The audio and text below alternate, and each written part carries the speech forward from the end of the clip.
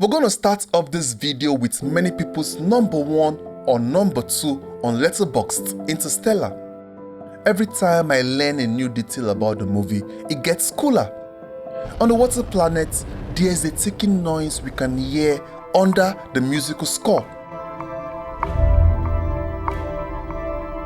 The sound design has actual physics built inside of it.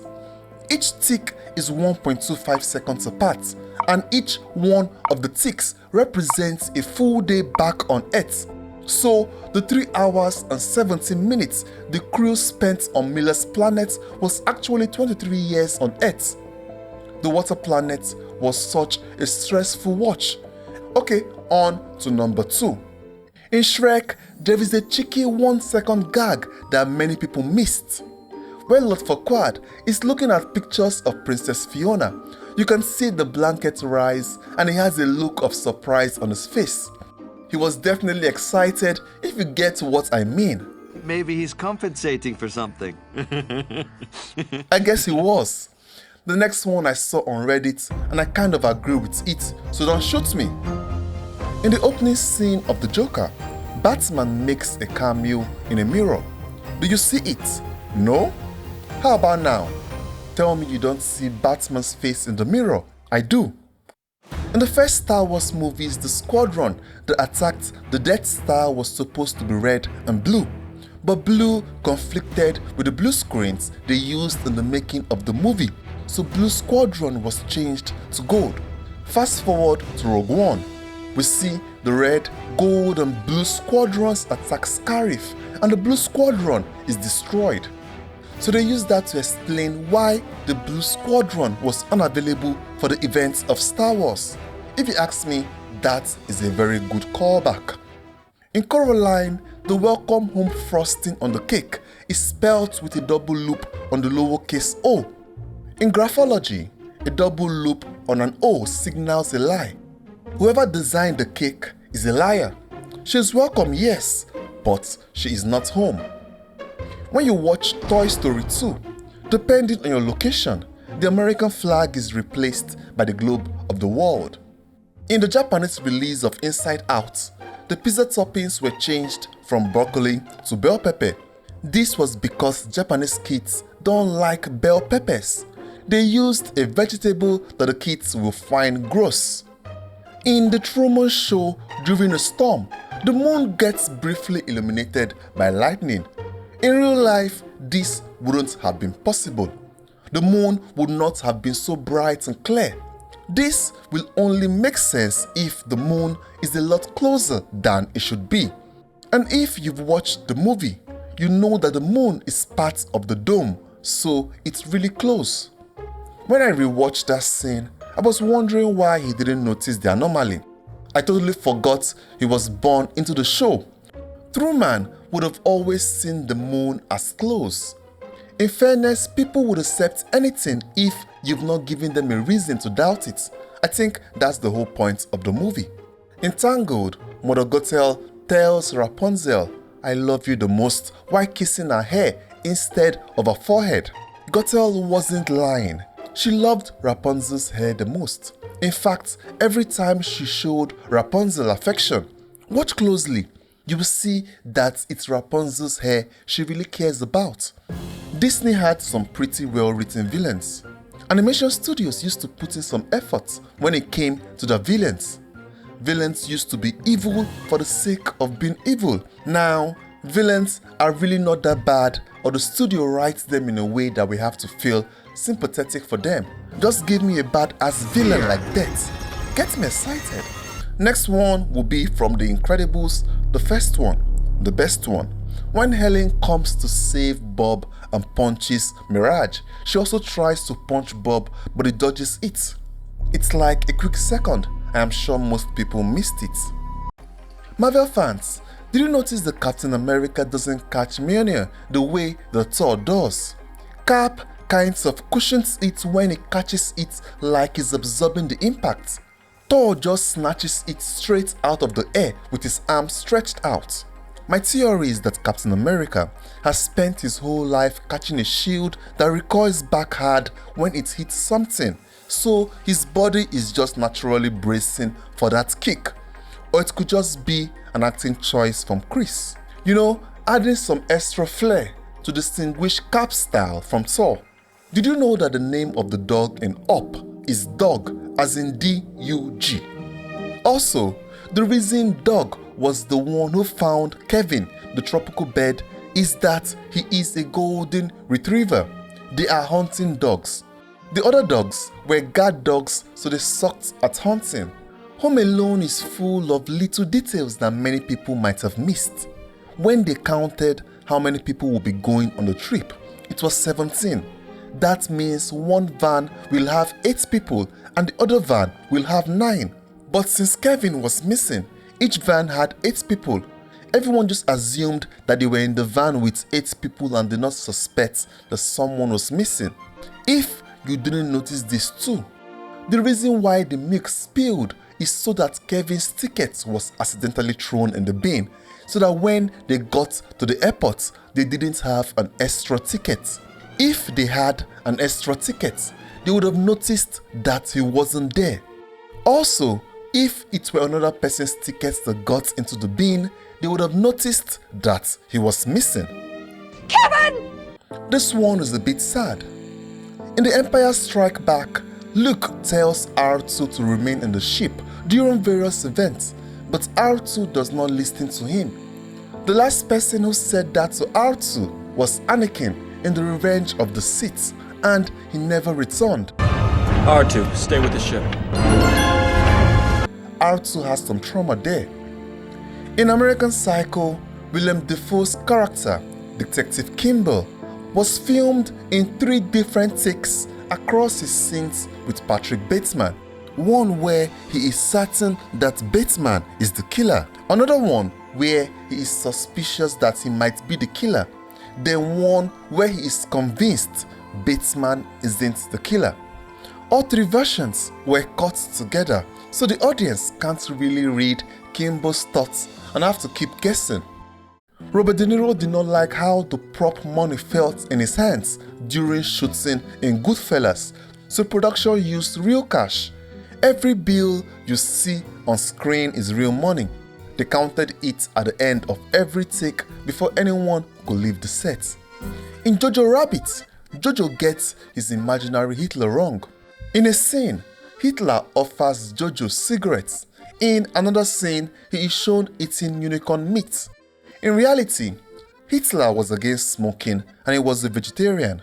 This is the film telling us that Jojo knows very little about Hitler. This version is a kid's fantasy, built from nothing real except maybe pictures of Hitler that Jojo has seen. Did you notice that in Avatar, the command room of the human military force is built in the outline of an American flag? If you look closely, you can read 50 where the 50 stars should be. In Fellowship of the Ring, Aragorn puts on Boromir's braces right after his death, and he wears them for the rest of the trilogy. It's a cool way for him to upgrade his loot while remembering Boromir. In Zootopia, the Buffalo police chief is wearing reading glasses. This is a reference to the fact that buffalo have poor eyesight. Inglourious Basterds has a moment that wasn't supposed to happen. When the cinema is burning, the giant swastika above the screen collapses. According to the director, the swastika was rigged with steel cables so that it wouldn't fall during filming, but the heat melted the steel anyway. The unplanned collapse made the final cut, and I think it makes the scene much cooler. In Men in Black, Edgar visibly rots and decomposes as the film goes on, a cool way to show the passage of time. In Back to the Future Part 2, the McFly family uses a microwave as a cabinet. This is because in the future, all of their food is hydrated. The Atrocity Channel. Hydrate level 4, please. The microwave is useless for cooking and is put to another use. In The Dark Knight Rises, Bruce Wayne attends a masked ball with no mask at all, because to him, Batman is the real identity and Bruce Wayne is disguised. Did you notice that the garbage man in Toy Story 3 is a grown-up Sid? He's the kid that tortured toys in part 1. In Fargo, Jerry's photograph doesn't match the rest of the other employees. Every portrait in Jerry's office is a close-up except his. Only his is shot from a distance. This makes him look smaller than everybody in the company. I wonder why he wanted that. Another Truman Show detail. Before they discovered that Truman has escaped from his home, Simeon, one of the actors on the show, is reading through classified ads. He already knows his show is ending and is looking for the next job. In Titanic, Jack and Fabrizio win a pocket knife in a card game in the film's opening minutes. Fabrizio then uses the same knife to cut the rope to the lifeboat. Have you guys heard of a narrative tool called Chekhov's gun? It states that every element introduced early in a story must be relevant later on, and any irrelevant element should be removed. For example, if a character has a gun in the first act of the movie, according to Chekhov's gun principle, the gun must have played a part by the end of the story. In this instance, Fabrizio's knife is Chekhov's gun. He won it early in the story, and it became a significant part of the plot later on. In Midsommar, Pele gives Danny a portrait he drew of her. He also signed the portrait. Later on in the movie, you can see the same signature on the dress she wears as a May Queen candidate. He was foreshadowing her fate. In Apocalypse Now, there is a documentary crew filming the beach landing. That crew is played by Francis Ford Coppola and cinematographer Vittorio Storaro. Coppola is playing a director inside a movie he was already directing. In Late Night with the Devil, a magazine cover shows the name of the demon driving the entire plot before any character says its name out loud. In Captain America Civil War, during Tony Stark's presentation, the audience in the room is silent. Retro framing, or BARF. God, I gotta work on that acronym. Years later in Spider-Man Far From Home, during Mysterio's flashback to the same moments, the audience is laughing. Binarily augmented retro framing, or BARF. This is because in Mysterio's memory, the humiliation was much worse than it was. In Mr. Peabody and Sherman, we see Bill Clinton flirting with the Mona Lisa in the background. I am sure it's not a coincidence that Mona Lisa and Monica Lewinsky share the same initials. In Argo, when Tony is getting his visa to enter Iran at the Iranian embassy, his visa stamp gets crossed out uncorrected because the Iranian Revolution had just happened. The embassy was still using the old stamp. The country was no longer called the Kingdom of Iran. It is now known as the Islamic Republic of Iran. That small change made the movie historically correct. In Anastasia, the drawing the young princess gives her grandmother is based on an actual painting made by the real historical Princess Anastasia in 1914. In Ready Player One, the movie's logo is a mace, which fits well if you've seen the movie. Do you also see the Easter egg inside O? I should make a video on Ready Player One. I really liked the movie, even though some fans of the novel say the movie was disappointing. I haven't read it, so I wouldn't make any comments on that. Rating it on just the movie alone, it's a fun watch.